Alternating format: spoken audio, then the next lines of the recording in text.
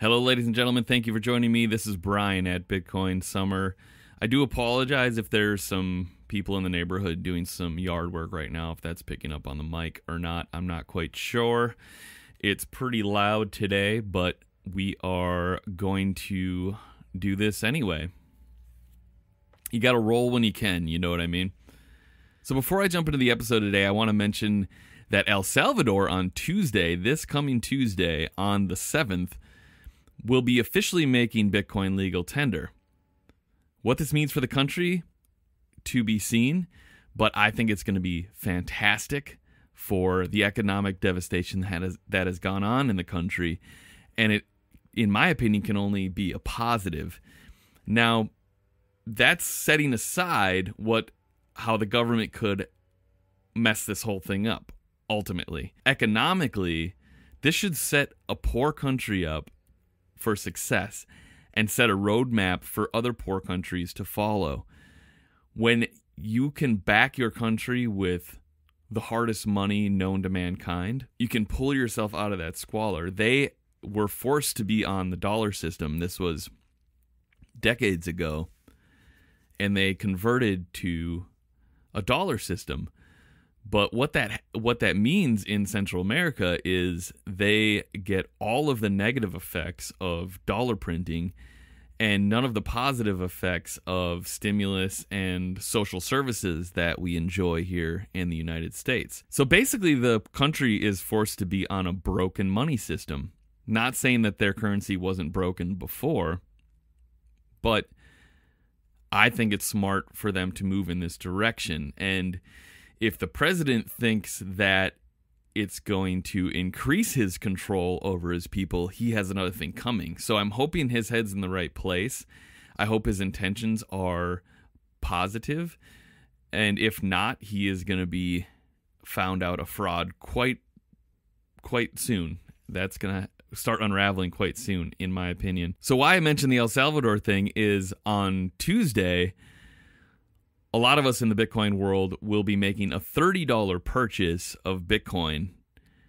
And the reason being is that everybody in the country who downloads this Chivo app, this app that the government is providing for its citizens, everyone who downloads that app gets $30 worth of Bitcoin directly into their wallets. So all of you out there, please join me and join everybody else in purchasing at least $30 worth of Bitcoin and stand in solidarity with the people of El Salvador. And let's make this price pump. There's such a supply shock right now, and we'll see that later on in the episode, that there is no place for this price to go but up if there are many thousands of people purchasing $30 worth of Bitcoin on Tuesday. Let's blow past that 51,000 level and let's ride right up to 60, and I think that's happening pretty soon. And I've talked about that on previous episodes. We're going to be talking less about price today, and we're going to be talking more about the security and self-custody. So what self-custody means is taking your own coins into your own hands. This is creating financial self-sovereignty for yourself, disconnecting yourself from our current financial system, opting out of that system that is broken since the 70s, some would say even before that, but disconnecting ourselves and opting out of that system because it has failed us. We are no longer the beneficiaries of that system. Therefore, we're in a privileged position right now to front-run these giant companies, which, again, I've been talking about for the last couple weeks, front-running all of the smart money. We can be the smart money. We're in first, and when they start rushing in, or you can look at it this way, when they start exiting and rushing for the door of the fiat world, we are going to be the beneficiaries, and it's going to be the greatest wealth transfer that we have ever seen in probably a century. So let's jump right into the episode. We're going to be talking about the road to self-custody right here on Bitcoin Summer.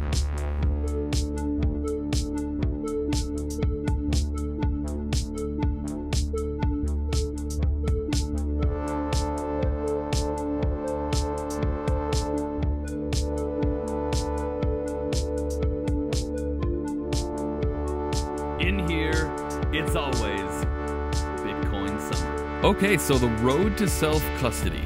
Now, this is something that I have been very interested in the last couple weeks, as we're seeing supply getting sucked off of the exchanges, and you're seeing a direct correlation with that and the price movement upwards.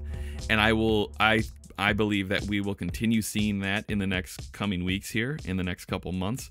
The self-custody piece is a part of that scarcity piece.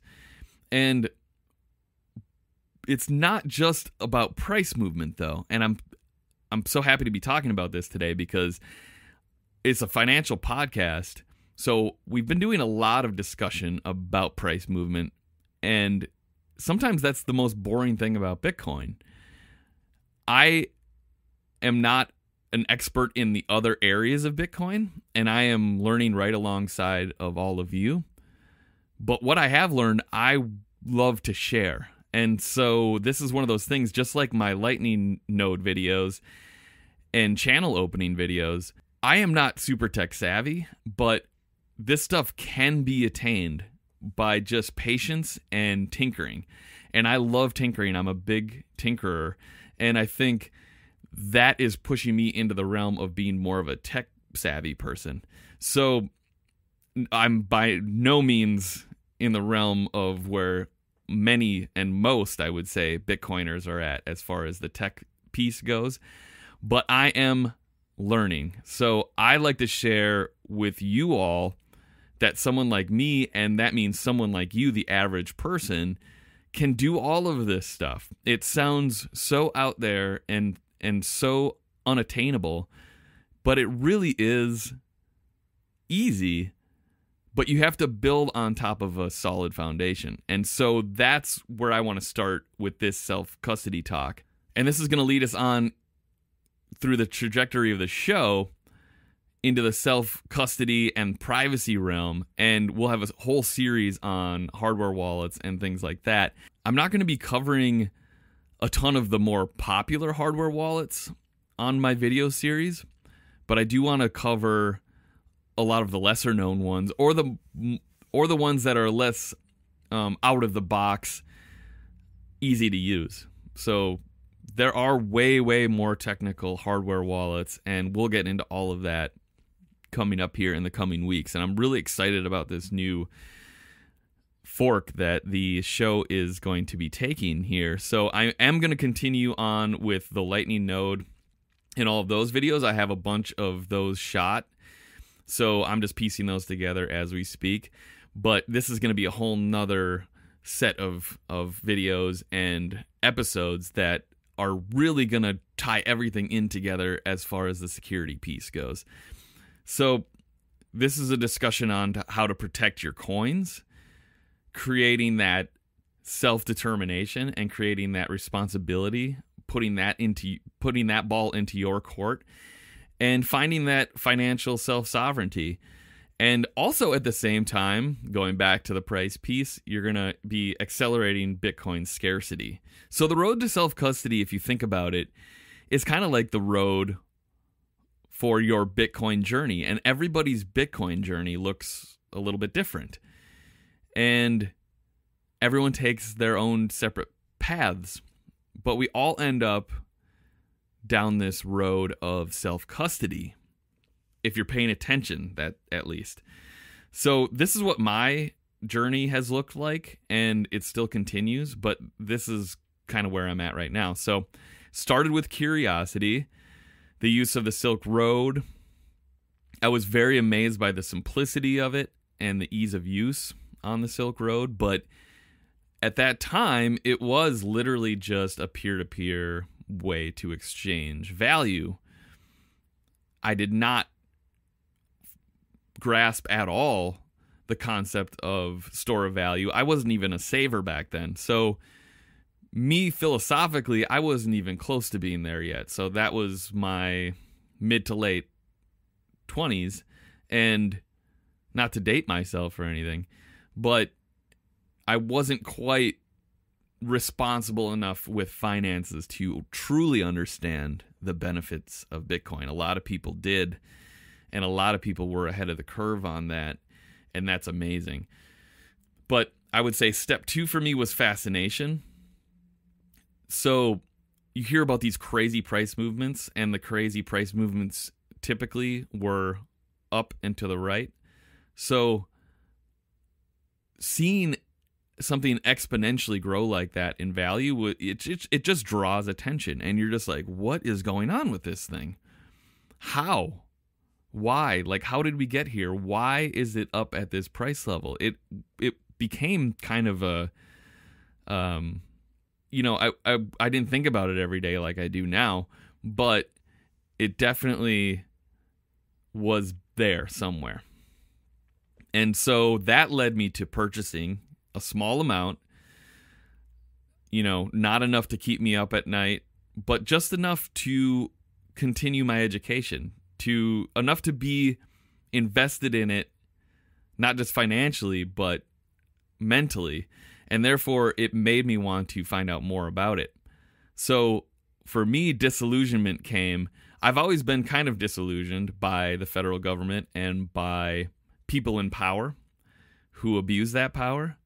But until I got into investing, I didn't have financial disillusionment on the level that I should have been having.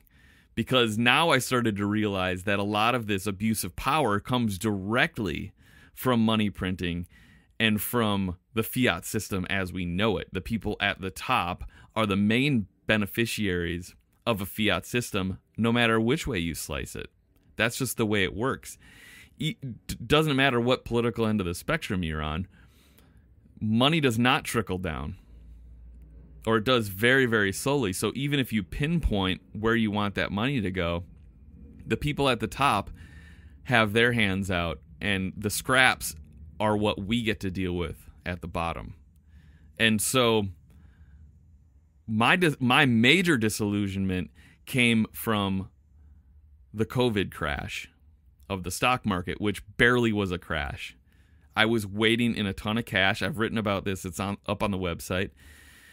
I was waiting in a ton of cash, and I was ready to pounce on some good discounts on the stock market, pick up some good stocks. Mainly, my eyes were set on some good tech stocks, mainly Google, because it's a great company, but it's usually always fairly valued, if not just a little bit undervalued. But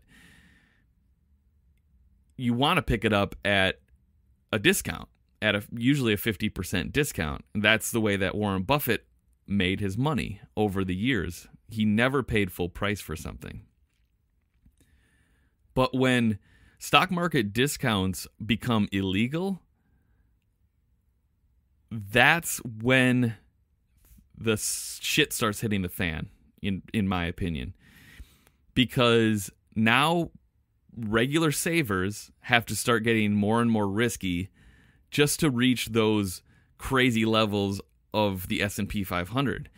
If during a recession, which was already happening in 2019, and then almost a full worldwide economic shutdown, if that's not reflected in the stock prices, and the S&P 500 still goes up 15 or 20% in a year that it should be down 15 or 20%, we're in trouble. And where do you put your money? You can't keep it in a bank account. No matter what, even if you're holding bonds, the real rates, so that's your interest rate, and then you subtract the inflation rate, not even if you're counting the money printing, just inflation, just products going up in price. You're talking about, even with bonds nowadays, you're losing money, even on your dividend payments, because you're losing that much in purchasing power. So my disillusionment came, and with it brought a complete, fully grasping understanding of the store of value concept. And that is brought about by the scarcity of Bitcoin. So then I jumped down the rabbit hole. That's step number 5 for me. And that was an extreme education ramp up. So books, podcasts, YouTube channels. I was digesting all of it, and I still am. I'm still addicted to learning about Bitcoin, and I do every single day. I learn a new thing every day. It's an amazingly complicated yet simple protocol, but the crazy part is that you never stop learning about it. What that led to was a financial black hole. So basically, my net worth got sucked into Bitcoin. The more I learned about it, the more I bought.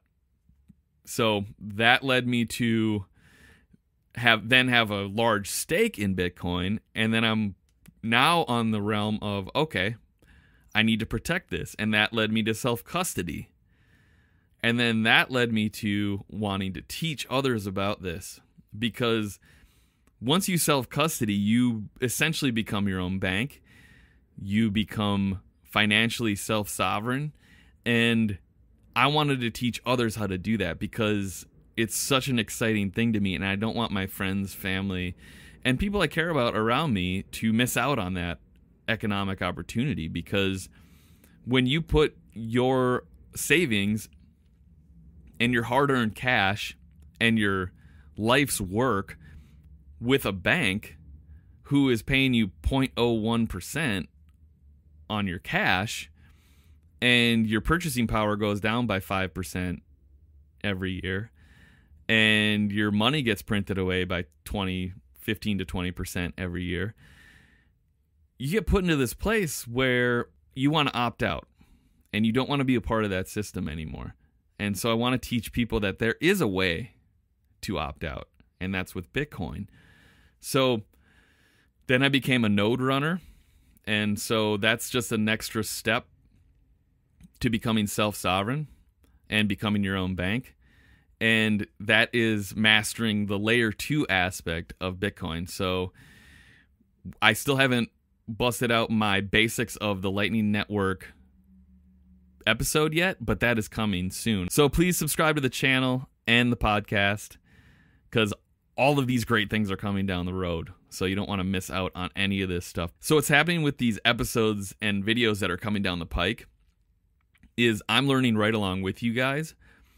But when I get stuck on a problem, it takes a little bit to figure out. But when I do, it's the most exciting feeling ever, because it's like I cracked the code on something. And I want to share all of those code cracks with you, because it is daunting jumping into it.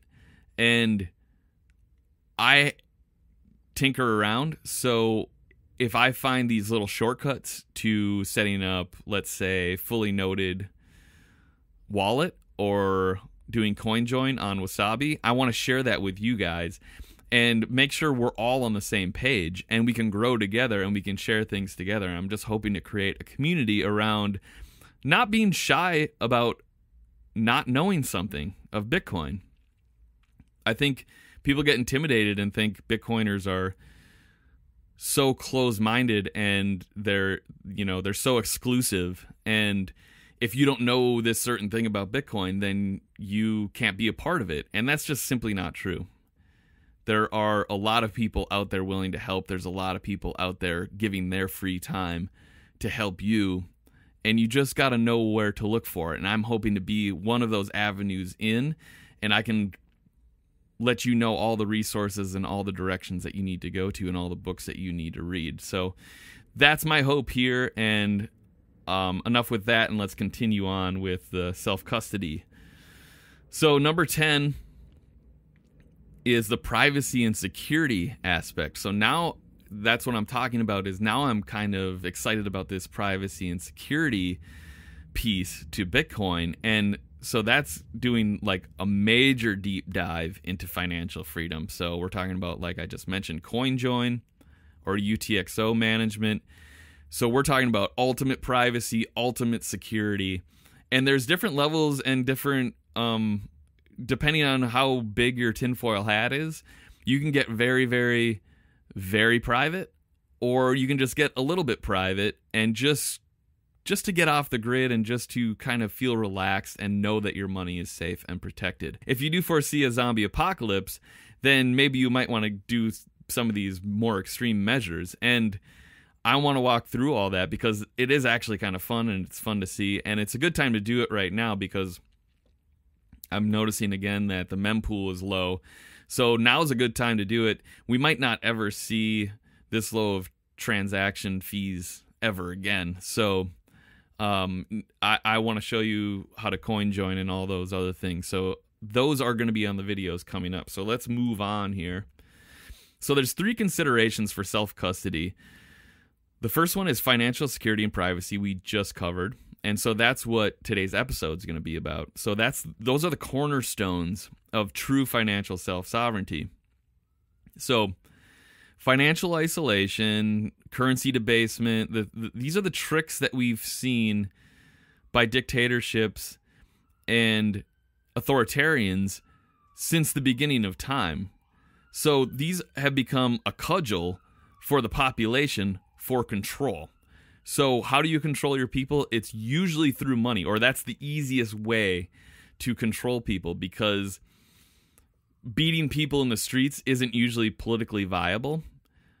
It does happen, but even politicians don't want to go there, or leaders don't want to go there, because it does create a headache for them. So the easiest way to do it is going after people's money. So this is why people would go after mobsters and things like that. But what about us law-abiding citizens? Now, when you cross the line from just prosecuting mobsters and people that have murdered people, or extortion, or other crimes like that, when you cross the line and do it because it's not a political party that you like, or because you just don't like that person, or that person is trying to gain power within their community, that's when governments overreach. And this is what we're going to be trying to tamp down and make sure that our governments don't become overly powerful, because the people, the individuals, should be powerful. And the individuals who are law-abiding citizens should be the most powerful. And we need to put that power back in our pockets and make this world a better place together. That's the way I look at it, at least. So number 2 is exchange risk. You've probably heard this saying, not your keys, not your coin. So this concept basically goes back to 2013. The reason being is there was a huge exchange hack. So these hackers stole $460 million worth of Bitcoin. It was 850,000 Bitcoin. Today's value, that's $42.5 billion. So this sent a shockwave for the price of Bitcoin. It knocked Bitcoin's reputation quite a bit, and it's been building that back up ever since. I would say that it probably has fully recovered by now, but the next big exchange hack is not going to look great. And the only way that we mitigate that disaster for ourselves is to take our coins off of these exchanges. So that brings us to the third consideration for self-custody, and that is Bitcoin's scarcity itself. So if you're a hodler, like I am, and you're not trading, and you're not doing these fancy shorts and, getting yourself into liquidity troubles and using margin, you can actively accelerate Bitcoin's scarcity by removing your coins and keeping them into self-custody.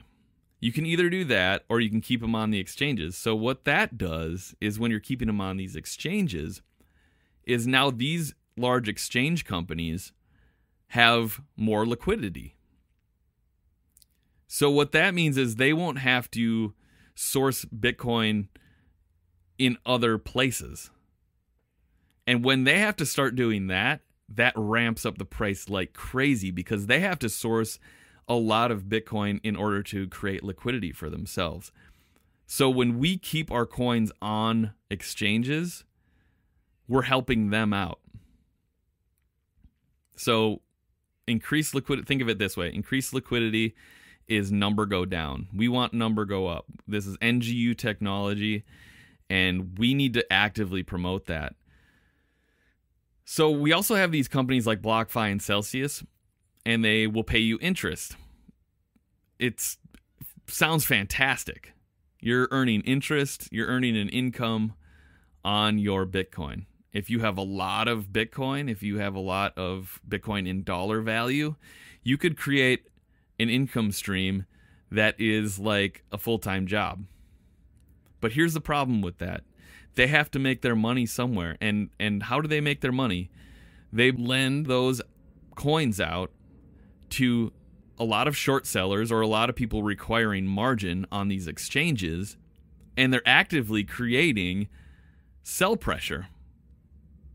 So your coins that are sitting on BlockFi and Celsius are being used to actually devalue your coins that you care about so much. So my advice to everyone out there is to, as soon as you are comfortable with it, as soon as you are ready to make the next step with Bitcoin, please take them off of these exchanges, especially the interest exchanges. We will all benefit from it. We're going to make Bitcoin much, much stronger, much, much scarcer, because we're taking that liquidity away from the big players, and we're putting it into the hands of the individual. And that is really at the core what Bitcoin is all about. Let's move on here. So this is what happens. This is a chart here, what happens when scarcity is created across exchanges. It is highly correlated with the price. So this is the ESSR, which is the exchange supply shock ratio. And this is up by Will Clemente. And there's his Twitter handle right there. You should give him a follow. So what him and Willy Woo do, and they're both on-chain analysts, what they have done is they flipped this around. So it would be confusing, I think, otherwise, because what it is showing the supply on exchanges. So they flipped it around. So when the supply drops, it goes up, just like the price.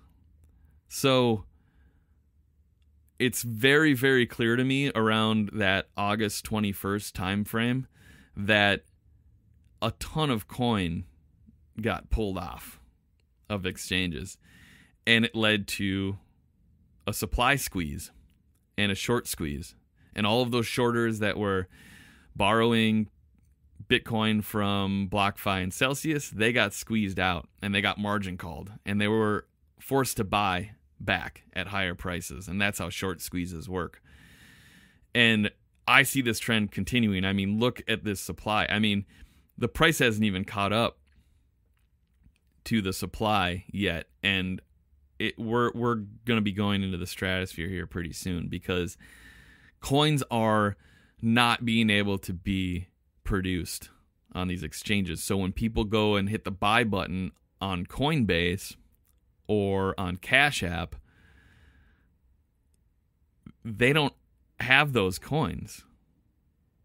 And they have to go buy it from somebody else. So they have to so Cash App would have to go to Coinbase to source some coins, or they have to go to BlockFi to source some coins. Well, you can see where this is leading to, with so many hodlers hanging on for dear life and not selling at any price, is creating this insane supply shock. And we're seeing it in real time right now. So take your coins off of those exchanges, folks. So what do we talk about when we talk about a non-custodial wallet? Basically, the easiest way to tell if you're in a custodial wallet is if you have not written down your 12 to 24 word seed phrase, you're probably in a custody situation.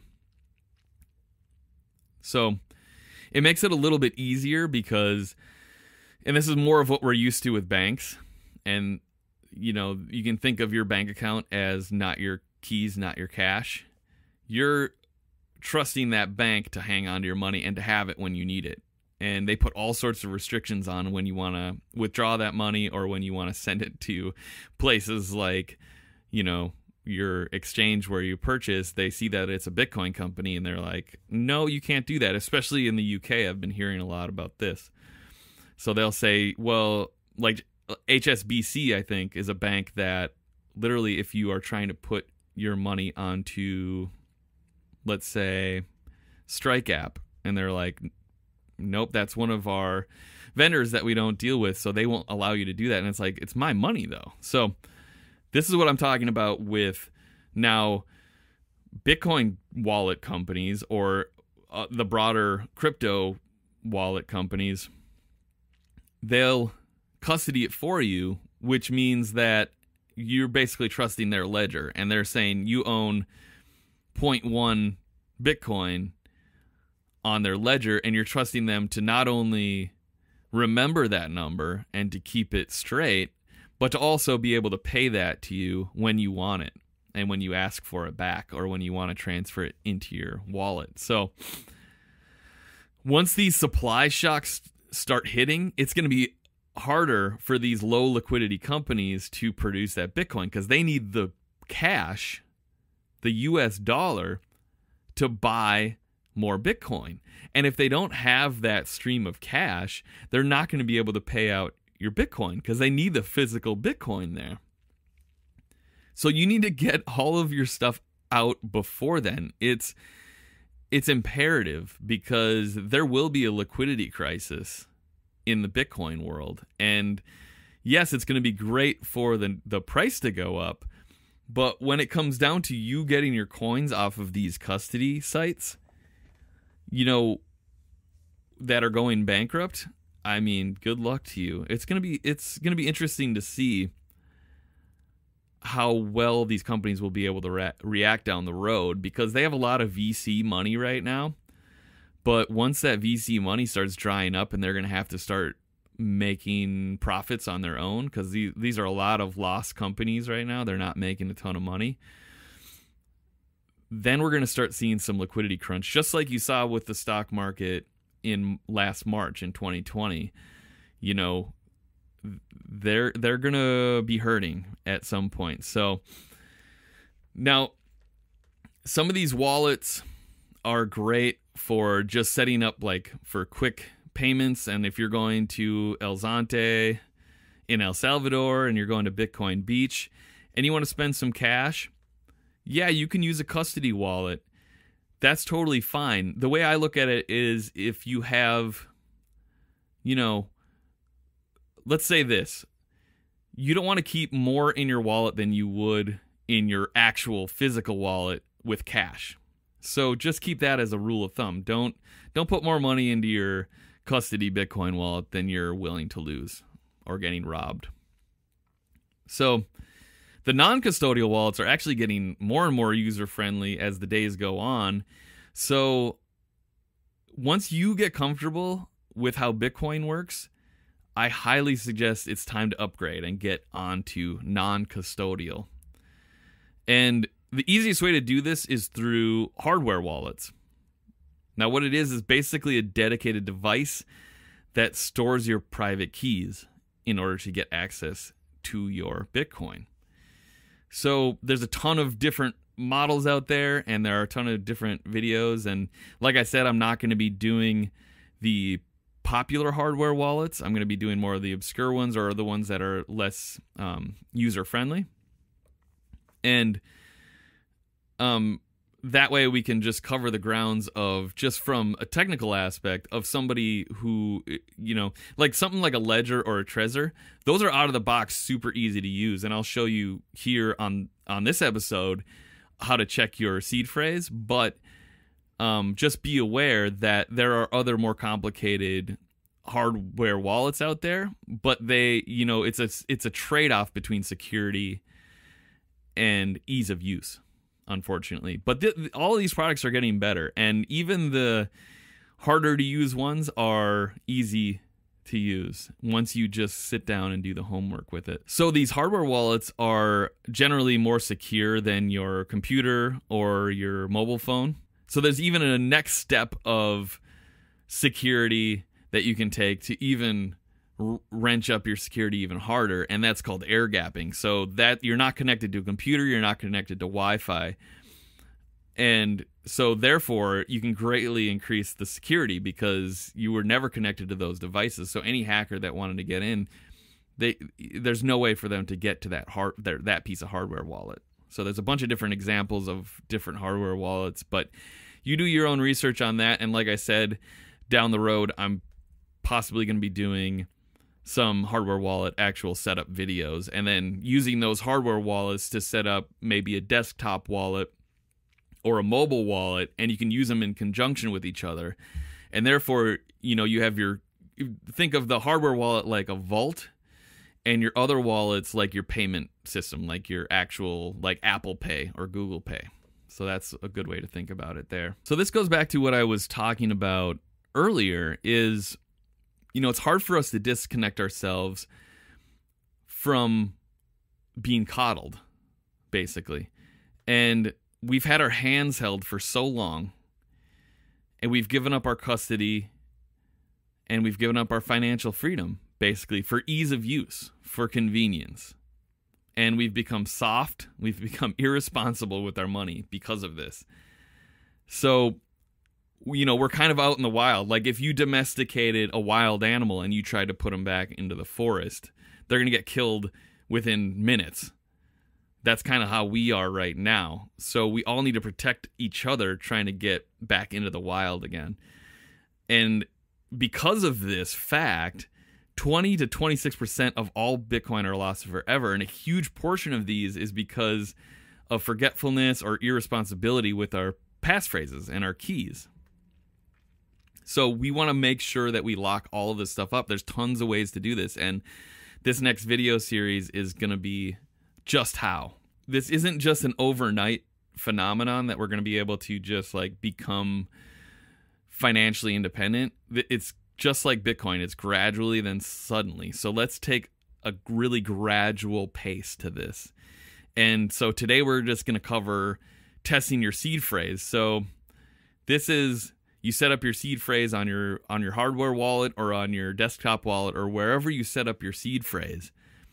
And how do you check that to make sure that you know that if you lost your hardware wallet or if you lost your password to that wallet, that you'd be able to recover that wallet and recover the Bitcoin that are left in that wallet? So let's take a look at that. All right, so I'm going to check the passphrase on my ledger, and this is a Nano X, and I've had it for quite a while. And like I said, these are super easy to use and user friendly, and they have an app and everything on your phone you can do on Bluetooth. And there's a lower priced model as well. But this one I found really helpful because it does have the Bluetooth. But like I said, there's a trade-off with the user friendliness with security. And Ledger has actually been hacked. Not any of their Bitcoins were stolen, but users' identity. So there's actually a really good way to remove your identity from your Ledger hardware wallet. So if you've purchased one, you can still use it as a fully sovereign and a fully financially free device. And I will show you how on a later video. There's a way that you can set it up through Spectre that you can set it up on your own node. So therefore you're not using the Ledger node. So none of your information can actually get out there. So if you're worried about security and you've already spent money on a Ledger wallet or a Trezor, don't worry. There's ways to make them a little bit more friendly as far as security and privacy go. So we're going to enter the PIN and get in here, and we're going to check our passphrase. So that's obviously I don't want to show you that. So let's cut to after I enter the PIN. All right, so here we are, and I have my Bitcoin app already downloaded on there. All right, so this is the Ledger Live app here, and we will rock right into the manager. and then you want to connect and unlock your device. So I have done that, and as you can see here, so it's on the computer. So what you want to do is actually physically plug it in. Now with a mobile app, you can do this as well, but I am using my phone to record this video, so I'm just going to plug it directly into my computer. All right, so here I go, plugging it in.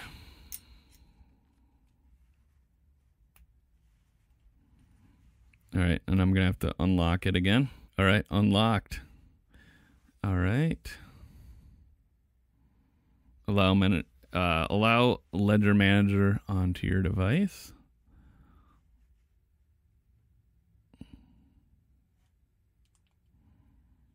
There we go. All right, so here we are. We're in the system. All right, so what you do is you go to the manager here, and you'll have to unlock. Probably have to unlock again. We'll see. Nope, I'm still on. So just search right here in the catalog. It's an actual app. Just search recovery check. There it is, and we're going to install that. And most of these really consumer-facing hardware wallets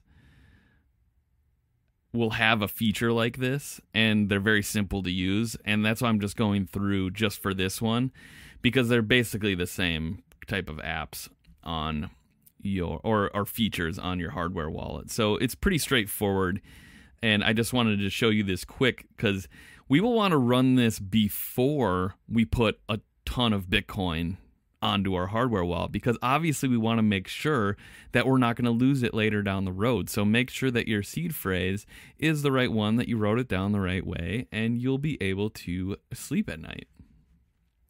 All right, so let's go back to my app. And you can see recovery check right there. Hit those at the same time. So we're going to check my recovery phrase. So let's hit that. Select the number of words written on your recovery sheet. And I will meet you on the other side. So you just scroll down and you select which one you have. And I will type this in and show you.